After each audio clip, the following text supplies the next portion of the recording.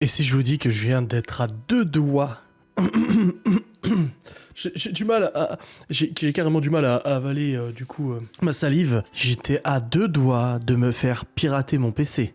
Je vous jure, c'est un truc de malade. Je me suis dit, en fait, faut que je vous en fasse une vidéo pour vous dire à quel point, même les plus initiés comme moi, je veux dire, je suis quand même... voilà, je suis pas le con du coin en informatique, quoi. Je connais un petit peu. J'ai failli me faire avoir, là. Je viens de faillir. Je viens de faillir. Je viens d'être à 2 doigts de me faire avoir dans le cadre de mon boulot. Alors, je vous avais déjà parlé la dernière fois que j'avais reçu une proposition de collaboration par mail et que la personne me renvoyait sur WhatsApp, et sur WhatsApp du coup elle me donnait des détails machin etc, et après elle demandait de télécharger sur WhatsApp des infos etc, enfin ça me disait de télécharger sur mon PC un jeu vidéo pour que je le teste et que j'en fasse une review, et j'avais refusé parce que j'avais senti le truc venir, et puis en plus j'avais lu des sujets sur internet, et c'est vrai qu'en ce moment en tant que youtubeur et influenceur on est nombreux à recevoir des mails des mails de hameçonnage, donc des mails qui sont qui ont pour but d'infiltrer notre ordinateur, et cette nouvelle méthode justement de te contacter pour un partenariat en te disant ouais au fait je préfère discuter sur WhatsApp, et puis une fois que t'es sur WhatsApp ils te disent que c'est pour un jeu vidéo. Sauf que moi en fait j'avais eu le coup, c'est que quand ils m'ont contacté pour tester ce jeu vidéo assez sympa encore, et qui aurait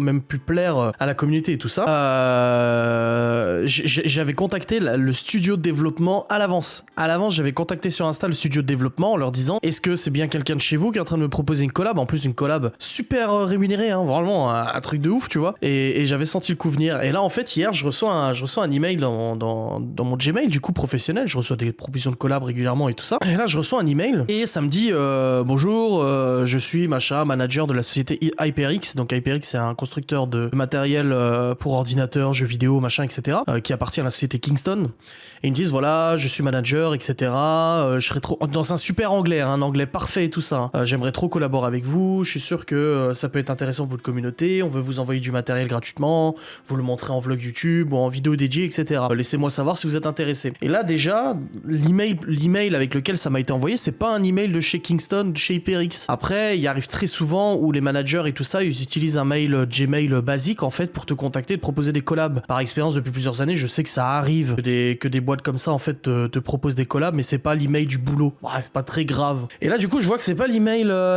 de chez Kingston et HyperX. Je me dis bon à quoi, je veux dire je vais répondre au mail, de toute façon ça me coûte rien, donc je réponds ouais en anglais bonjour je suis intéressé, c'est gentil de penser à moi blabla etc, comme ça, thanks for your interest, ok pas de souci on peut collab. Et là je reçois aujourd'hui une réponse super intéressante, et tout ça, bah du coup je peux plus vous lire le mail parce que je l'ai catégorisé hameçonnage, et une réponse super intéressante et tout qui me dit voilà super, je suis trop content de travailler avec vous, franchement ça peut être sympa, on n'a pas l'habitude de faire avec des vlogueurs, déjà tu vois en plus le pire c'est qu'ils te contactent, genre ils connaissent ta chaîne tu vois, et on n'a pas l'habitude de faire avec des vlogueurs, on est content et tout ça, alors si vous voulez un budget supplémentaire dites-le nous, mais généralement on a l'habitude d'offrir et puis c'est tout. Et là ils me disent donc ce qu'on va faire c'est qu'on vous fait confiance et tout ça pour la promotion, on vous demande juste de montrer les produits en vlog YouTube, de mettre les liens vers notre site internet, donc le site officiel HyperX, tout ça. Après ils disent en fichier joint vous allez avoir, bah je viens de voir que j'ai un trojan qui a été détecté, bah, alors il est pas activé mais il m'a détecté le fichier, ah ouais.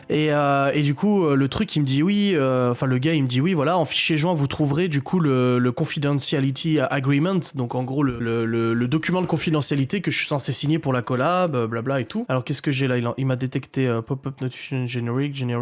Ok, ça vient de me quitter Google Chrome. Merde. Ça vient de me quitter Google Chrome. Bon, attendez, je remets du coup où j'en étais. Voilà, hop, c'est bon, c'est revenu. J'ai une vidéo YouTube qui vient de se mettre en route. Donc du coup, je lance tout ça. Et il me dit, voilà, en fichier joint, vous avez le truc de confidentialité. Déjà, j'ai pour habitude, quand je suis pas super serein, de pas ouvrir sur mon PC, mais de le faire sur mon téléphone. Généralement, on peut même dire, on peut créer une machine virtuelle, c'est-à-dire un faux ordinateur sur votre ordinateur pour ouvrir des fichiers et tout. Mais maintenant, les malwares, les virus et tout sont tellement bien foutus que ça infecte quand même ta machine principale. Donc ce qui est bien dans ces cas-là, c'est par exemple avoir une machine déconnectée d'Internet sous Linux que vous ouvrez, que vous utilisez du coup pour ouvrir ce genre de fichier. Mais là j'ai pas ça sous la main, j'ai pas de distri Linux, bon, j'en ai une d'installer sur le PC, mais dans tous les cas ça reste mon PC quand même tu vois. Donc si le disque dur est infecté, tout le reste sera logiquement infecté et tout. J'ouvre ce fichier sur mon téléphone, un très beau document, en tête Kingston Technology, l'adresse, machin, signature du président, un brief de partenariat vraiment super bien foutu, un brief très propre, pas de problème et tout ça, qui franchement tu vois ça, tu te poses pas de questions quand tu te dis ouais c'est comme t'as l'habitude de voir et tout, sans problème, tu vois. Du coup, je vois ça, je me dis bon bah machin, et ils détaillent après comment faire pour collaborer avec eux. Ils disent bon voilà, si tu acceptes, tu me renvoies le document signé, tu le dis à ton manager et tout ça, et tu cliques sur ce lien pour télécharger le catalogue prévu pour les youtubeurs. Et quand tu cliques, en fait, ça te renvoie vers un site internet qui s'appelle, donc n'y allez pas, surtout pas. J'enlèverai ça, je viens de donner le nom du site internet, je vous le donnerai pas du coup parce qu'il y en a qui sont capables d'aller voir. Ça te donne le nom d'un site internet au nom d'HyperX, mais c'est pas le site officiel d'HyperX. Donc moi, ce que je vais faire, c'est qu'avant de cliquer sur le lien, déjà, je vais checker sur le Registar Whois, voir à qui appartient ce nom de domaine. Et moi, ça me dit privé. En gros, tu peux pas savoir qui. Ça marque c'est au Panama, mais que le Registar, du coup, il est privé, tout est privé et tout ça. Et quand je check le nom de domaine d'HyperX, donc le vrai constructeur, j'ai toutes les infos, Kingston Technology, Californie, machin et tout. Et là, je me dis, c'est un peu bizarre quand même.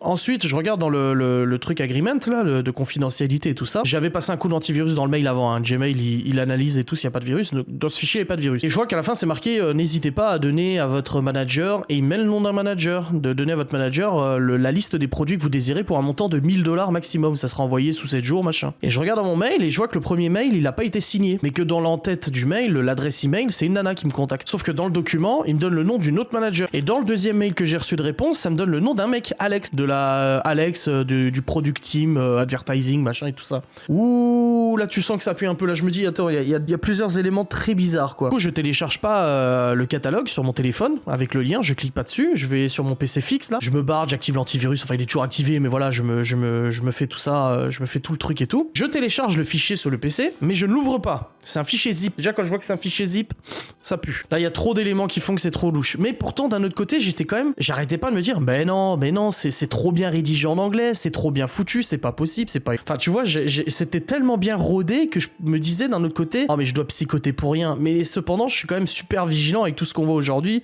les données bancaires volées, les chaînes YouTube volées, tous ces trucs là, je me dis quand même, tu vois. Et par acquis de conscience, je télécharge le fichier et je décide de le passer sur un site internet qui s'appelle, je vais vous le donner, tu vois, j'ai tapé virus check online qui s'appelle virustotal.com. C'est un site internet en fait qui va parser ton fichier ou ton lien, c'est-à-dire qu'il va l'analyser et il va te faire une analyse sur des dizaines d'antivirus installés sur le serveur du coup de ce site internet. C'est-à-dire qu'en fait c'est comme si tu faisais une analyse avec ton antivirus, sauf que ce serveur il est équipé de tous les antivirus qui sont connus. J'envoie le fichier, en plus 700 mégas le fichier, tu vois, c'est pas le catalogue de merde quoi, c'est le truc super lourd. Et là, au moment où il m'analyse le truc, il me ressort...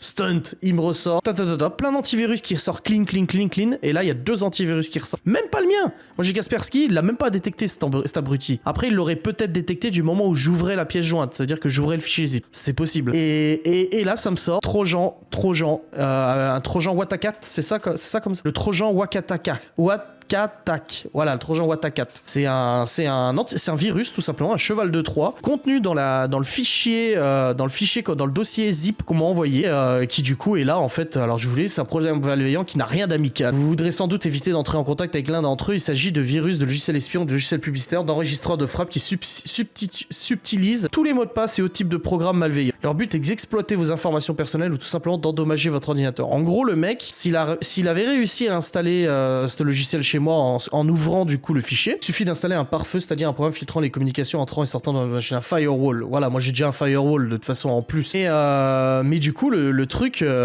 hallucinant, c'est que ça m'a bien détecté toute cette merde là. Le truc qui m'a sorti 2 antivirus positifs en disant Trojan, ouais, moi je suis pas très spécialiste du piratage et tout. Beaucoup de gens pensent que c'est ma passion et que je pirate des PC et tout. Non, en réalité j'y connais pas grand chose. Je connais les bases forcément, mais j'y connais pas grand chose. Mais le Wakatak là, le Trojan Win32 Wakatak, c'est vraiment un logiciel super ouf. Si le mec avait réussi à l'installer sur mon PC, il aurait eu accès à mes écrans, à ce que je fais sur l'ordinateur, à mes fichiers, mes dossiers, à mes comptes bancaires. En fait, bon, je me connecte pas sur mes comptes bancaires sur le PC fixe, je me connecte que sur le téléphone. Et du coup, il aurait eu accès à ma chaîne YouTube, à mes mots de passe, à tout ce que je tape, mes numéros de carte bancaire, mes cryptogrammes et tout ça, tu vois. Un truc de ouf. Et quand j'ai vu le rapport sortir en me disant 2 virus, j'étais là, putain, j'ai eu du nez quand même. Hein. J'ai eu du nez, mais sincèrement, n'importe qui aurait pu se faire avoir, mais tranquillement quoi. On tapate avec un petit partenariat 1000 balles de produits gratuits. En plus, compte tenu de mon audience, c'est pas non plus déconnant. Ça peut être dans les budgets, tu vois, c'est beaucoup, mais c'est pas non plus irréaliste, tu vois. Donc du coup, c'est intéressant. Un très bon anglais parlé. Alors, moi, j'ai un très bon niveau en anglais. Je suis désolé, j'ai un très bon niveau en anglais. Je le dis, je l'affirme.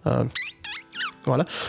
Mais j'ai un très bon niveau en anglais et du coup, mais moi j'étais surpris de ce niveau en anglais. Je m'étais là, putain. Et après je me suis dit, bah c'est normal, c'est une compagnie anglaise, enfin anglophone, donc c'est normal qu'ils parlent super bien en anglais. Et en fait non, pas du tout. Du tout parce que j'ai terminé par faire j'ai terminé par étudier le header d'email avant de le catégoriser à sonnage. J'ai regardé en fait d'où était envoyé l'email. Il s'avère que c'était une adresse IP en République Tchèque, truc qui n'a strictement rien à voir avec les sites internet hébergés aux États-Unis ou en Angleterre pour HyperX ou Kingston, tu vois. Dire que c'est quelqu'un qui se fait passer pour cette compagnie, qui parle très bien en anglais, avec une adresse email perso, mais ça choque pas parce que ça arrive souvent dans les collabs qu'on te contacte avec des adresses email perso, des agents qui ont des adresses email perso et tout, et qui tapatent comme ça avec un fichier, un agreement disclosure et tout ça, enfin un truc super bien établi, super bien rédigé et tout ça, propre et tout, qui ressemble vraiment à un vrai brief professionnel de collaboration, pour ensuite t'attirer vers un lien internet que tu télécharges, ça te télécharge une archive zip, et quand tu l'ouvres et que tu ouvres ce catalogue, bah c'est bon, ton PC est infecté. Après, vous allez me dire, oui, mais t'as un antivirus. Oui, je vais pas essayer, hein, je vais pas jouer les héros, mais je pense que du moment où j'aurais ouvert, si j'avais ouvert ce dossier, du moment où j'aurais exécuté le trojan, je pense que mon antivirus se serait toujours tout de suite allumé et m'aurait dit, attention, backdoor, une backdoor c'est un trojan quoi. Attention, détection, backdoor, machin, virus et tout ça. Acquis de conscience et par sécurité, j'ai tout de même installé un logiciel anti-malware en plus de mon antivirus. Donc généralement, moi je vous le conseille en informatique d'installer jamais plusieurs antivirus. Il y a rien de pire pour un PC que d'installer plusieurs antivirus. Un seul suffit, il y en a des gratuits, il y en a des payants. Moi j'ai Kaspersky, il est payant. J'utilise ça depuis